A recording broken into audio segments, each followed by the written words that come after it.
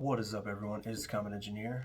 New video. Hope you guys like it. Hope you enjoy it. I had fun doing it. Today's video is a kitchen table refurbish that I did. I was waiting on some material and some of my equipment to come in from my woodworking shop, and I was getting kind of antsy. So I decided, hey, what can I do to kind of pass the time over the holiday season? So I decided I'm going to go downstairs, get the kitchen table that we had in our old home, refurbish it, and sell it.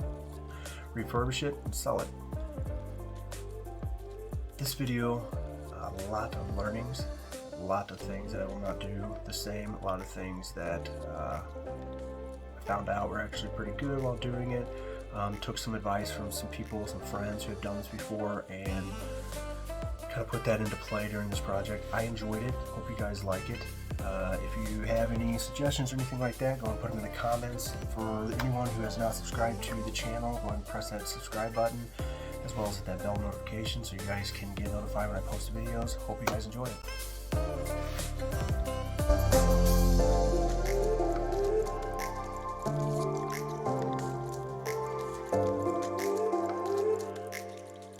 So I know a lot of you are going to go ahead and say it.